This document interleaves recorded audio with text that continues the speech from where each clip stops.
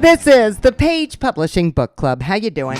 I'm Alice Stockton Rossini. Quackonomics, the cost of unscientific healthcare in the U.S. and other fraud found along the way. That's the name of our first book, and I think it's going to leave you with something to think about. Maybe even talk about as we continue to debate what is science and what's not. Hi, I'm Dr. Ethan Welch.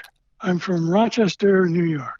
I'm now retired. I'm an emeritus professor of surgery at the University of Rochester.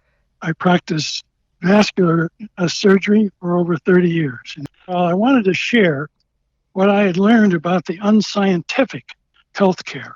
It bothered me very much. So to share that, to educate the public in general, to improve the system. And finally, I really wanted to counter this anti-science movement that is prevalent of late. It's fundamentally divided into two parts. There's an introduction in which I outline what our overall costs are and exactly what we're spending on scientific healthcare, which is over $40 billion.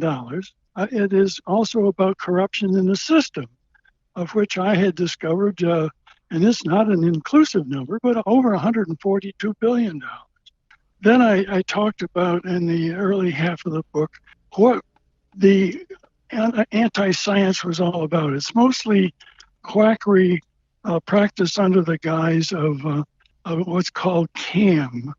It's alternative medicine, I think, is the other term that's being used, and functional medicine is another word for it. The 25 most common things that fall in this category that are costing us the most money and mostly out of pocket. The top three: acupuncture, chiropractic, and herbal medicine, three largest areas. For the most part, these so-called unscientific therapies, for example, there's no science at all to homeopathy, spiritual healing, chelation therapy, magnetic therapy, crazy things like iridology and reflexology.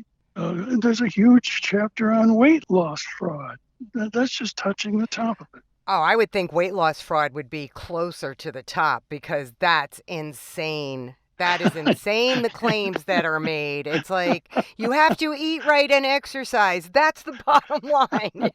Well, it is, weight loss always gets back to the basic thing: calories in and calories out. Right. But chiropractic, I'm a little confused about. You don't think there's enough evidence that chiropractic helps people? I'm not saying that it doesn't help people. And this is the other aspect that I spent a good deal of time on, and that is the so-called placebo effect. And the placebo effect is really the study of the history of medicine. And I don't think the general public really understands what that is. And a good deal of chiropractic is a placebo effect. Okay, well, I could disagree with you on that.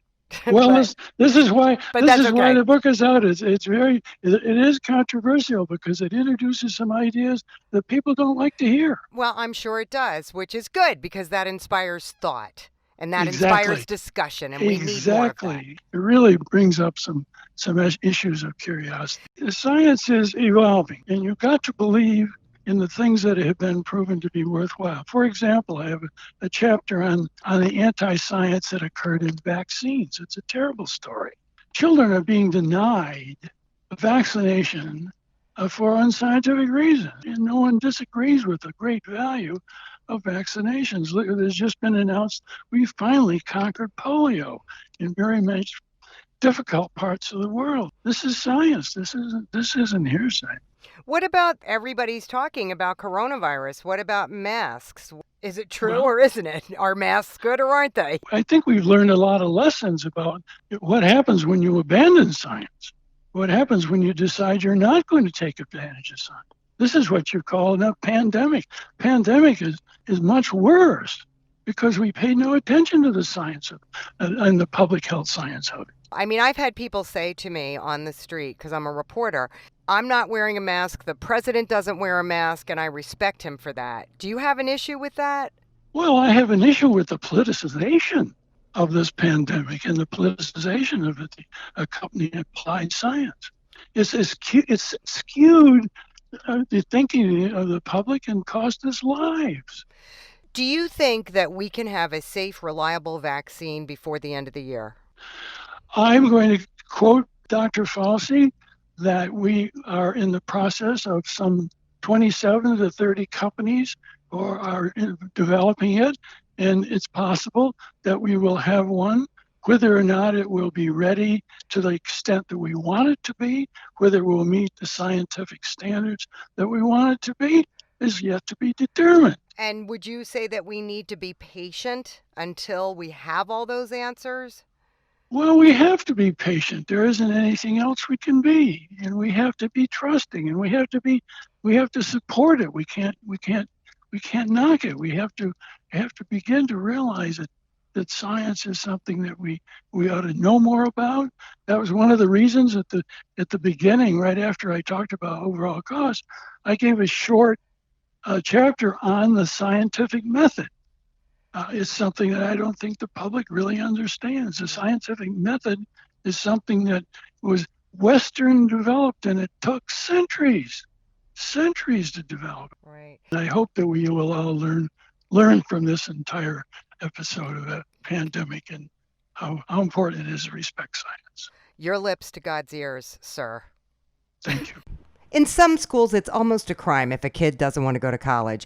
And with all the emphasis on math and science, kids don't even get to experience a shop or trade if they're in a traditional high school. Our next author sees the problem, and he gives us a roadmap in a teacher's quest, loving our students, serving their future needs, and saving the schools. Hi, I'm Brian Murphy. I live in Milpitas, California, and I am a retired teacher. History, economics, and government.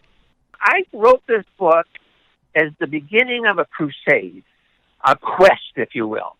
And I loved being a teacher. I loved my kids, I loved my school, I loved my room. But what we're doing to the kids is almost criminal. We could fix it if we decided to. In my school, 2018, we had 2,400 students enrolled in our school. 153, 6%, were doing vocational training. 94% did not. And we shoved them right into some kind of college. Only 28% of those kids are ever going to graduate and get a 4-year degree. And that's from the census. 72% do not. So what happens to those kids? They drop out and they go get a job at Target, or they are the drive-through window at McDonald's. Or they become plumbers or electricians, or, right? What do we need to do? We need to train them to do the things, be plumbers and carpenters and policemen, that somebody is going to pay you a lot of money to do. Okay, so let me ask you this. What is in your book? Yes. Do you give us a What's roadmap? that? I have a near-term suggestion and a long-term suggestion. Change the graduation requirement to include marketable skills training. The only way that's going to happen is we make it a requirement of the school. I think a long-term solution is what I call educational convoy. How do we prepare the kids to go to the next level? You put a convoy around every kid. If you're a first grader, the convoy has to be made up of stakeholders. Parent, yes, a representative of the elementary school that the kid is going to. Right. Their next step. And then the kid goes to middle school. Elementary school teacher drops out. We get somebody from the high school coming in because that's the next step. And the idea of a stakeholder is you take the child and you find out what they like, what they don't like, what they're good at. And you help this positive atmosphere for your child. Let's make it good before we launch this kid. We already have Montessori schools that kind of do that. So we started with something. We just need to expand it. And they go into middle school, and then middle school gets them into high school. But when they're in high school, the kid gets to decide, does he want to go to the university? Well, if so, let's connect them with somebody from a university. Right. If the kid wants to go out and get a job, let's get a guy who owns a car dealership to talk to the kid. Let's bring in the business world if that's the world the kid wants to go into. And what if no matter which choice the child makes, he was ready for it. He was prepared for it. I ran into a quote writing the book, and it's about making kids do what they don't want to do.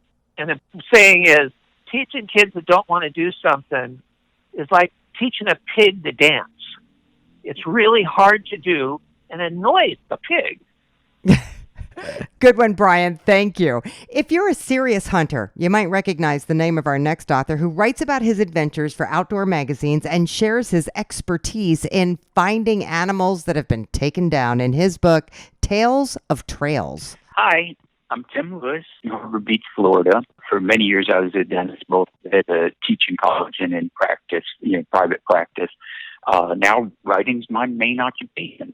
As far as inspiration for the book, hunters, when they're out there, they're striving to bring about the fastest and most humane death they can for the animal that they hunt. And most often it happens is the animal dies within seconds. The one thing is that, like, even a human, when we're not really fast, an animal can go a long distance in 10 or 20 seconds. Humans can go, 100 yards in 10 seconds, and animals are much faster. Most animals are much faster than humans. They can go several hundred yards, and they often run into really thick territory. So it's important for hunters to find these animals. They want to recover them. And that's the idea behind the book. Years of experience helps in finding game that's been hit. And the book Tales of Trails was written exactly for that purpose, to try to help hunters recover animals. Isn't that something hunters do? Well, it is part of what we do, but it helps to have knowledge on how to accomplish that. Whether it's a first-time hunter or an experienced hunter, there could be situations where there's not an easy trail to read. This book supplies information that would help them do that. And to give you an idea, the reason I've done so many trails and have so much experience is when hunters do have trouble finding animals, they reach out for help. And with me having a lot of experience, I get a lot of calls to help somebody here, is help them get there, because they take it pretty seriously on, shoulders to try to recover the animal. And this book, Tales of Trails, goes into a lot of information, including the anatomy and physiology of the game animal, the basics of tracking the animal if blood is present on the trail, finding evidence of the animal's passage without the benefit of blood, discusses different terrains and how they might affect the trail, make it easier or more difficult, and also tendencies that wounded animals may show. And then the last chapter is on using dogs to help, because dogs can be a big help in that same process. The bottom line is nobody wants to be responsible for taking an animal's life and then not getting the food out of it. That's something that every hunter takes very seriously. And the fact that people call you late at night or early in the morning to help them shows just how seriously they take it. There's people who, first off, may be young and haven't had that many trails. There's other ones that, have been fortunate and their animals have fallen on the spot and haven't been challenged with a difficult trail. There's others that have had quite a bit of experience and still can be stymied. In fact, there's trails that I probably wouldn't be able to solve without the help of a dog. So, dogs have great noses and they can be a real big help. But yeah, I think every hunter takes it very seriously to try to find anything they've targeted. So this would be a great book for, go to the Hunter's Lodge. That's exactly right, Alice. That's the audience, the main audience for the book. I write articles for outdoor magazines as well. So most of the magazines that I write for will go ahead and add a little blurb at the end about the book. And a couple of the magazines have actually featured the book, a little review of the book, which is very helpful because that gets the information out to hunters and is mainly for people who hunt with long bows and recurs, kind of the old-fashioned bow hunting. They've included it in their catalog, which gives it publicity as well. In addition to hunters reading it, a lot of people who just like stories of outdoor adventures would enjoy it, because the book is flavored with true adventures that I've experienced, times when my Labrador Retriever saved me from hogs attacking, and, also just descriptions of wildlife or dawn in the mountains with bugling bulls ringing through the canyons and foggy mornings when spider webs are just glistening and sagging with dewdrops, and lots of descriptions of nature and like I say, adventures. The book is just filled with a lot of information. I think it'll help a lot of people. All right, Tim, thank you so much. We're going to take a quick break, but we're coming right back. This is the Page Publishing Book Club. Attention all authors. Page Publishing is looking for authors. Have you written a book and want to get it published? Page Publishing will get your book into bookstores and for sale online at Amazon, Apple iTunes, and other outlets. They handle all aspects of the publishing process for you: printing, cover art, publicity, copyright, and editing. Call 800-204-6099 now for your free author submission kit. That's 800-204-6099 for your free author submission kit. We're back on the Page Publishing Book Club. I'm Alice Stockton Rossini. Carl Buck Rogers is a natural storyteller, and the story he shares in The Proving Ground is about growing up on the drug-riddled, rough and tumble streets of Baltimore. The book is about, based on true events, takes place Harford County, Maryland. The Proving Ground is actually Aberdeen Proving Ground, a prominent Army base. The characters are Pooh, Graf, and Luck, and they're childhood friends growing up, the impoverished circumstances, and just, trying to find themselves through these trials and tribulations. So my character would be Luck. Pooh and Graf are cousins. I'm younger than them. Pooh and his mother always let me come stay, but Graf dies. He gets killed going to Georgia. Pooh is still trying to find his way, and Luck is still also trying to find his way. My mother was in the Army almost 20 years. She fell victim to the streets because of her ex-husband. You go from traveling all over. I've touched Germany. I've touched about over 20 states as a military kid. Yeah. But then when we end up in Maryland and she get married and all that, whatever the case may be, if anybody knows Baltimore is the dope capital of the world. When that happened and then she fell victim to the streets and all that, when we moved to the east side, that's when it got dark.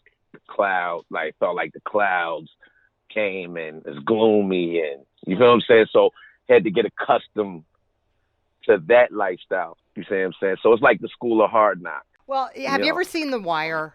Yes, I actually have a childhood friend that was in The Wire. That was the best series I ever saw that actually gave you an idea of what happens to these kids and how difficult it is for them and for their families and for the police. Right. But it's what we was left with. Listen, don't get me wrong, because I don't want to sound like drug dealing was the coolest thing. Even that lifestyle was the coolest thing. Like, my thing of it was that that's what we was left with to survive. So I had kids to feed. I had, rent to pay. I had, I wasn't the flashy drug dealer. I was the drug dealer to cover my bills, my expenses, my family, to make sure they was all right. So others did it for a lifestyle. I would love to speak. I do got a couple buddies that actually do it back home. I haven't got to it yet because it's a trilogy, so it's a cliffhanger. So it is gonna be a part 2. But the moral of the story is to explain the ups and downs to this game. The money might seem good, but you're gonna lose a lot trying to accumulate it that way. You lose friends, you lose loved ones, loyalty, you lose love, you lose yourself. You lose a lot. Well, you got a great message there, Carl. Thank you. An aerospace engineer turned author wrote Surya, My Son, Miranda, My Love in the 70s. And finally, her story of adventure and intrigue in a foreign land makes it to print. Hi, my name is Chris Smetana, and I live in Radnor, Pennsylvania, which is a suburb of Philadelphia. The book I actually wrote it 45 years ago. And at that time, it was almost impossible to get published. So corporate transfers and that, because I was an engineer and then a technical manager and then a money manager, it's only last year that I decided to give it a try through a self-publishing venue. And my book is called Surya, My Son, Miranda, My Love. And Surya is Hindi for son, and it's the name given to the heroine when she's brought to India because her hair is the color of the sun. It's a historical romance, and in the 70s there was an author, Rosemary Rogers, who wrote some really great historical romances that had a lot of action. She was my idol, and one day I decided to see if I could write a book, and I decided if I could write 10 pages, I would go for it. Well, the first night I wrote 18 pages, and in 9 months I had handwritten 798 pages. By hand? Which has produced a book that is 450 pages long.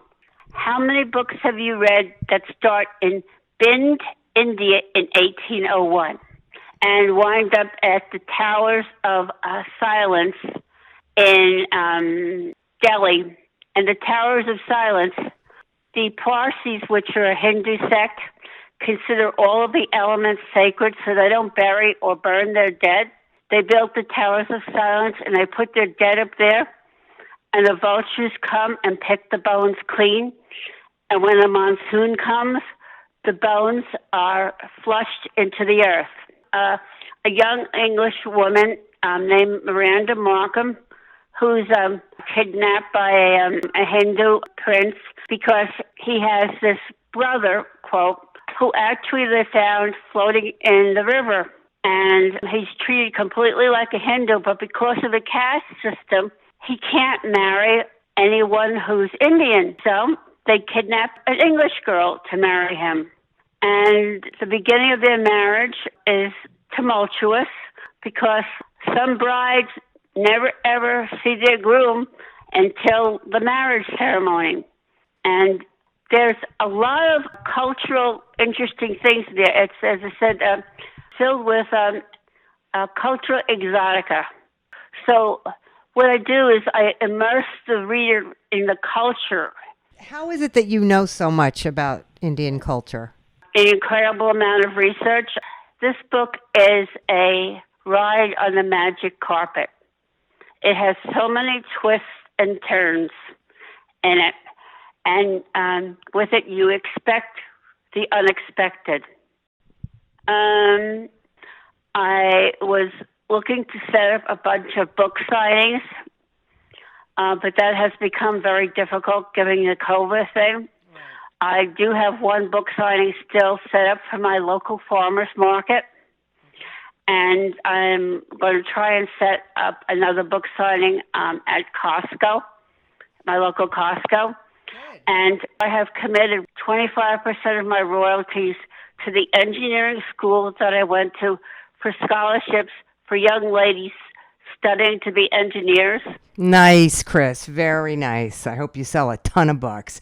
And finally, our next author takes us out of this world with a sci-fi adventure where the winner takes all in Game Show. My name is Ed Williamson with an SEN.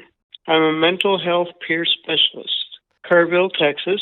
I was passing through Austin one day, and I was by the old airport that they were tearing down, and it had a lot of open land, and it just came to me it would be a perfect spot to build a spaceport. It's near the highway. It has great access. It would be the perfect spot to make a simulator. A great opportunity to make a game show, make it real. Okay, a science fiction-based reality TV show. Correct. Something nobody had ever seen before. I don't have the money or anything like that for that kind of thing. But eventually that progressed in my mind to a point where I was like, okay, I could write a book about it. So I did. So it's a science fiction-based reality TV show, and 4 humans are thrown into an alternate reality. Right. Do we follow these guys through their alternate reality so they can win $1 million? That's the general consensus, yeah. They agree to be on game show. That's all they know about it. They get their first task to load a spaceship with cargo, except it's in alien markings. There's no English alphabet. There's nothing to go by. To begin with, they're completely illiterate, and no amount of education or anything else is going to help them at this point because it's all from Earth. It doesn't matter in this other reality. So they're trying to load this spaceship with the right boxes and figuring out they can't even do that right. Only one can win $1 million. Only one can survive. Yeah, it's a really difficult thing to do. They have a lot to deal with. It's a completely alien environment. I would hope people learn something from it, even just a new perspective. The typical American, they have an education, they speak English, read and write English, they understand the news, and it may not be the best job in the world, but it's a job and they can live on it. They've never been to another country and come from a background where things are harder, and they're trying to understand a whole new culture, make a living, better themselves, and you could be a scientist or a great mathematician, but if you can't even understand the numbers and the letters of a language, your best option is to wash dishes or scrub toilets. So you offer perspective. Yeah. Yeah. All right, so we have Kyle, a struggling waiter, Reed, a confident young man looking for a break, Sue, a kickboxer in need of training money, David, strong and self-assured. We have to find out which one is the winner. Mm-hmm. All right, Ed, I feel like we've spent this whole year in some kind of alternate reality, but no, it's real. And it's time for us to call it a show. Thank you, authors. And if you're listening to us and it's not midnight 30 on Sunday morning, then you must have downloaded the podcast at 710WOR.com. We appreciate that. We'll be back with another edition of the Page Publishing Book Club before you know it. In the meantime, how about you write a book? And then you could wind up on the Page Publishing Book Club. All right, I'll catch you later. I'm Alice Stockton Rossini.